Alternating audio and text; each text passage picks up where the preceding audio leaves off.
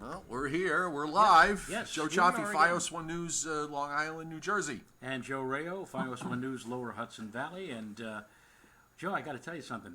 I did not anticipate the wild and woolly winds that hit us late. Oh, wasn't it about midnight last night? I was just about getting ready to go to bed, and I brushed my teeth and just kind of laid down, and all of a sudden it just howled. We must have had gusts to 50. Yeah. It just howled for about an hour or so, and then I just, dozied off. But I never saw so many. Like, for example, I had a couple of these owls that you use to try to scare away the pigeons or the thing. Like the ones in our parking lot. Right, exactly. That don't work. Now, one ended up like 30 feet away on my back lawn. The other, the head broke off. Oh, God. And it's a funny thing. That head, last time it broke off, was a good number of, like, maybe 10 or 12 years ago, caused by Tropical Storm Ernesto. Okay. And so for all of these years, I used to call the owl Ernesto. Well, Ernesto now resides in my garbage pail. All right. Nice. And but also there were a few other things like Christmas decorations. My Frosty the Snowman is like this now, or at least I had to straighten them out. Santa, fence posts were like bent. A lot of people said that they woke up this morning and they found some surprises. And the wind was on the busy side today, but at least it's dropped off tonight. Got a nice day coming up tomorrow.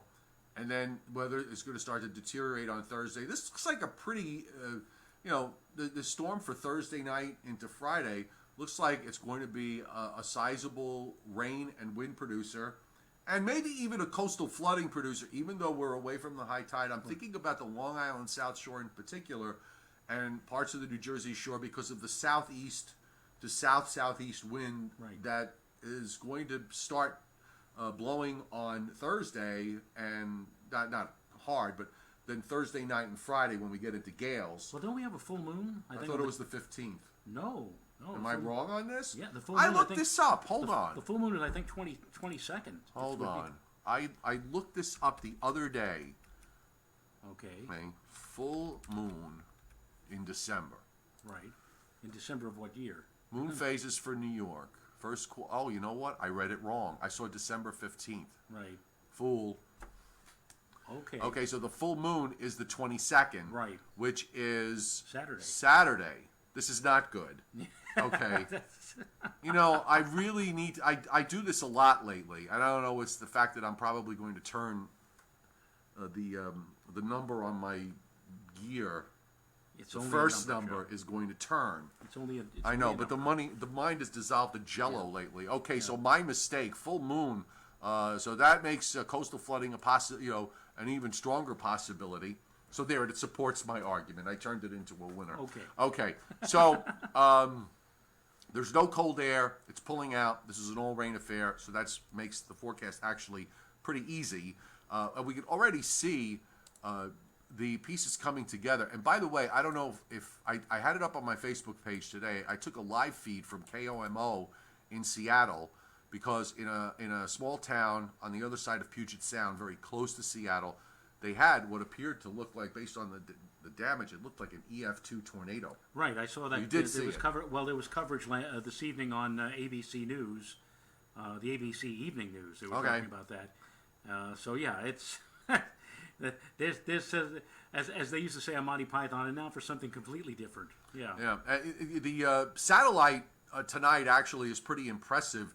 Whenever I always say, when you ever see that sort of comma-shaped signature, which of the clouds, like you do here in South Texas and back into New Mexico, the atmosphere's revving up. There's a little subtropical feed now setting up into the Gulf of Mexico, and you've got all this energy in the northern part of the jet.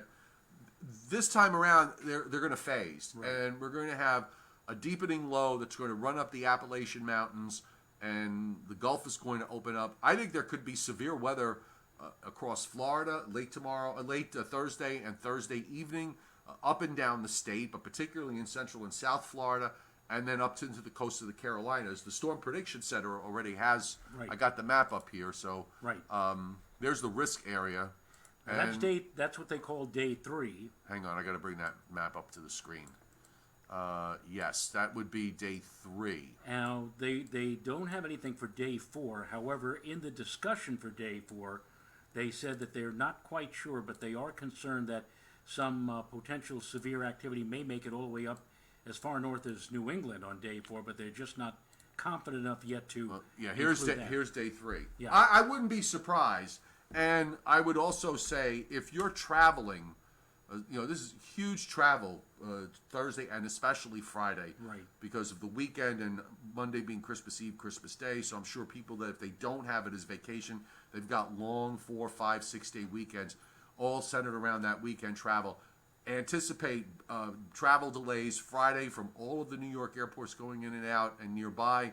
I would also say anticipate delays Saturday, because behind all of this, it's still going to be very windy on Saturday from the northwest. Right, and it is indeed going to be a rough day. And in fact, the funny thing is, I just mentioned with our Lower Hudson Valley news anchor Mike Gilliam, I said, do you realize that tomorrow morning some places in the Lower Hudson Valley are going to be bottoming out at about 11 or 12 degrees, and those same places come Friday afternoon could very well be in the upper 50s to near 60. And depending on the warm sector, depending on the wind direction, if it does go more southwesterly, rather than after going southeast or south-southeast, but if it does go southwest in some places, I could envision some spots in central and southern New Jersey maybe even getting close to 70. Wouldn't shock me. We have the new NAM out far enough so we can actually take a look at this. First of all, no issues tomorrow. In fact, we'll have a lot less wind tomorrow, so it'll feel so much better. People will be dancing in the streets and think spring is on the way. And temperatures will be getting up into the middle 40s. It's amazing. It'll feel tomorrow a good 20 degrees warmer than it was today, only because the winds today made it feel so much colder. There'll be not much in the way of wind tomorrow. Lots of blue sky and sunshine, as we had out there today, and a milder air mass. We'll have temperatures tomorrow in the 40s. Today, at least in our sampling of the Lower Hudson Valley, we didn't have a single temperature out of the 30s. So. Yeah, neither did Long Island that I saw in New Jersey, except South Jersey. So here's the NAM for tomorrow, Thursday morning. And you can see the snaking line of heavy rain and storms. I mean, those are going to be severe storms there that move across Florida and into the southeast. And then the rain moves in here. It looks like it brings it in faster. It's on our doorstep by late Thursday afternoon. Right. I think we'll get a surge of rain into Friday morning. Then we might get maybe a slight break, depending on how this all sets up. And then you're going to run into that convective mess. Back up just one thing. Right here. There's a skinny, snaky line of what looks like embedded convection, and that's for 12Z, 7 a.m. on Friday. That's 7 a.m. Friday. And so, you move that along, and maybe, just maybe, when we get into it kind of breaks up a little bit, but maybe by Friday afternoon, we may get some rumbles of thunder, some flashes of lightning, and then we get that sharp line. Now, wouldn't it be funny if, we finished out the day on Friday with a bit of blue sky and bright sunshine? Wouldn't be a shock. Wouldn't be a shock at all. And then, of course, everything's the colder air is going to kick in on Saturday. Just want to show everybody the upper air. The pattern hasn't really changed since last week. The only difference is, because we have the maps that go back to what happened over the weekend, which was miserable enough, but if you look at the southern part of the jet and the northern part of the jet stream here, they don't really phase together until the low was long to the east of us and over Nova Scotia. And then it got all wrapped up, and then you had the northern part of the jet stream coming down. But this time around, that southern energy waits for that northern energy. You see how it comes in, phases together, and then the whole trough, just the bottom part of that trough gets very deep, and then it just lifts right up and comes up the coast. All that energy shooting up. So this is going to be a rough Thursday night into Friday, and I even got the wind profile, Joe, which I thought was on the old NAM was impressive enough. Let's see what the new NAM did. I'm probably not going to vary too much from my thinking with respect to the wind, but this is later in the day. But we are going to get into some gales here. Right. Thursday, later Thursday night, but certainly Friday morning.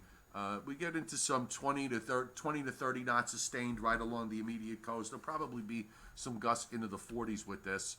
And then, of course, after that, you have to wait for the low to go by, and weather conditions will start to improve. Now, even though the surface winds are probably going to turn into the northwest late Friday or Friday night, I don't think we're going to see a dramatic drop in the temperature until the upper level winds, the trough, actually moves on through, and that's going to take another day, probably not until later Saturday. And then when those two align, the lower level and the upper level winds align, that's when the cold air will start really coming in. Saturday may not be such a bad day in terms of temperature. We may actually have temperatures still near 50 degrees, which is above normal. But again, we'll have to wait until after this whole mess moves on through. Yeah, you see the trough. This is Friday late afternoon. Right, you see those roaring southerly winds along. Yeah, it's still lined up pretty far to the left, so it's going to take some time to get through. See where the cold air is really coming down from the north is back over Illinois, Wisconsin. Right. And so that's going to take another day or so to make it to our neck of the woods. So just to repeat, if you're traveling by air or even by car, but if you're traveling by air, you're definitely going to have airport delays. Actually, we've got a couple more frames of the NAM here, so you start to lift that trough up later Friday night. Let's just see what it does with the rainfall. You get that convective, whatever it is, and then it looks like, this is at 4 o'clock in the afternoon, and then it's mostly done after Looks like that. we're dry slotted. Could be. Could very well be. So again, really, after midnight Thursday night, Friday morning, into the middle part of the day on Friday, that's when we're going to get pounded like the proverbial pinata. Yes. And then after that, things will wind on down in the afternoon drive home. But then the afternoon drive home, what do you think that may turn out to be? There may be a lot of puddling and ponding on some of those, especially the secondary roadways. Well, at least for our drive home Friday night, it'll all be done. Right. Well, maybe the rain will keep people off the road in general, because those days going into Christmas with Christmas parties and all, people usually, have a little bit too much fun and then get into their car, if you understand what I'm getting at. It's true, but I tell you, over the last, 5-10 years, I think a lot of these holiday parties are being held more in the early part of December, even late November, and I guess they save the final week before Christmas or the final weekend before Christmas to get everything done. You get your shopping done, you got that kind of stuff. Well, let's hope so. Now, okay, so one other we started a little late tonight, but the other question is with regards to the weather for Saturday, Sunday, Monday, and Tuesday, Christmas Eve, Christmas Day in there. So unless the European, which today still in its own way was trying to leave a slight crack only in the door, only this time, Joe, it had it for Tuesday night. Into early Wednesday morning. Right. So you see it here. There's the model had a shortwave trough with a low in southeastern Missouri that is sitting off the New Jersey coast by early Wednesday morning. It did produce a little bit of snow here Tuesday night into Wednesday morning, mainly northern New Jersey, New York City, Long Island, northward. Some places it gave the European generated up to a couple of inches. But I would just say, just like we said last night, the European's really the only model that's doing this. Right. All the other models are as flat as a board for the most part and showing next to nothing other than clouds. It's a funny thing. I thought back to the winter of 2011-2012, where the European, that was really if there was any year that the European, or any winter the European really did badly, that was the winter. It seemed like it was the only model that was forecasting, let's say, 5, 6, 7 days out, potentially a major storm or major unsettled weather. Right. And as we got closer, it was like a balloon with a slow leak. It just fizzled out. And now I'm beginning to get reminded of that winter with this one now. Well, was it, you said 2012? Was 2011, 2012? That was a El Nino year. That was a big El Nino year. Yeah, was that? So maybe it doesn't, maybe it doesn't handle El Ninos very well. I mean, we've had 6 above normal snow winters at Central Park. 11-12 was not. That was the last below average winter. Right. So that's the El Nino. That was the and that was the year it didn't do well. Like, for example, I got to the point where by mid or late January, when the European was calling for a massive storm, it wouldn't faze me. Let's say 4 or 5 days in advance, I said, it's been doing that all through the winter since late fall. We'll see what happens. And it really was. So who knows? Maybe this is going to be a similar year. We'll have to see. All right, one last thing, and then we'll go real fast to the board and just take a look at the chat. Okay, so way up in the stratosphere, we've been watching this, and there have been tweets flying all day long in the weather from the weather people that watch this sort of stuff, including Dr. Judah Cohen. Remember last February we had the split in the polar vortex. Watch what happens. The last 3 or 4 runs of the GFS have done this. This monumental stratospheric warming. The polar vortex actually winds up, Joe, splitting in 3. Okay, actually the one dividing. Actually, yeah, it splits, and if this is correct, if this verifies, you give it about a take Christmas Day is when this whole process starts. You need about a 10-day to 2-week lag time. So after the first, we're going to see if this is correct. We may be going into a rather wintry pattern after the first week of January. There's no guarantees. A lot of this is new to me. I've been kind of on and off watching this. We watched it some of the time last winter, but from the folks who watch this sort of stuff, this is a very, very impressive event that's going to be going on in the stratosphere. Look at that ridge. That's that big high that's over upper level high over Alaska and the Yukon, and that ridge builds all the way up to almost the North Pole. So it's forcing that northwesterly flow, the component, right on into our area. When you weaken the polar vortex in the stratosphere, that basically spreads out the cold air. Right. When the polar vortex is very, very tight, like it is here at the very beginning, all your cold air is kind of wrapped up in that region. It can't. There's no way for it to really get down here. But when it gets like this, where it gets stretched out and then splits, this is where you start to look at cold air spreading out across the eastern part of the United States and also over Europe. Those will be the 2 places where those 2 weak polar vortices are centered. I'm learning, okay? This is fun learning new stuff. Well, we have another beast from the east for European for Europe, that would be around the same time that you'd see the changes to the weather here. Right. So I know that I know winter really is over, according to all the weenie experts on Twitter, who are like broken clocks and they're right twice a day, and I'm being really generous, but it is going to be something pretty fascinating for us to watch. Anna Maria Maddalena Passaretti. She wants both of us to provide snow for her on Long Island. Not yet. Not yet. Not yet. We had the November snow, so now we got to wait. I was amazed. I went to a local shopping center, the Cortland Town Center in northern Westchester today, and there are still piles of snow left over, obviously, from the November 15th storm that have not melted. In most areas, my property, for example, I don't have any snow anymore. But the snow piles left over from that storm of over a month ago out in the parking lot, still lingering. Amazing. Unreal. David Schwartz put up a link, folks, on the chat. So look on the comments. He's got a link there of some of the tornado damage, and actually he's put up a couple of pictures on the chat as well.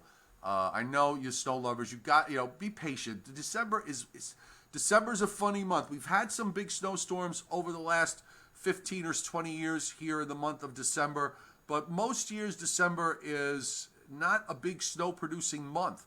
So what we're seeing right now is not that out of whack. Right. It really isn't. And so just relax. If you're look, I don't know how it's going to turn out. Maybe it is going to turn out to be a subpar winter. We have to have one eventually, but we'll see. The odds are again that. As you just mentioned, it could be a subpar winter. We've had 6 straight above normals snowfall winter seasons at Central Park. And as I said, up until a few years ago, I would say, December was a good barometer for saying, at least in the immediate tri-state area, what kind of a snow or snow-less winter we're going to have. 3 inches or less, that generally means, or generally meant, that we would have below normal conditions. But in the last 6 years, 3 of those 6 years we've had very little snow in December, and we still came roaring back and had above normal snowfalls. Yeah, it's early. We're going to watch the whole thing evolve. All right, folks, look, we got to go because it's getting close to the top of the hour. My free app on Android. I just put the link. It's on Google Play. So download my free weather app, and you can not only get all my latest posts, but you can also see the Joe and Joe Weather Show, because I put it on there, and along with my YouTube live stream. So if you ever miss it, and for some reason you can't get on Facebook, you can watch it on the app. And also, for those of you who want a full weather experience, you can also take a look at my weather platform that I have on Patreon. I put that link up. That's a subscription platform. That's just $2 a month. But you got the free app for Android, the Patreon platform, and there will be an iPhone. We're still waiting. Almost ready to go back to Apple and say, okay, what's going on?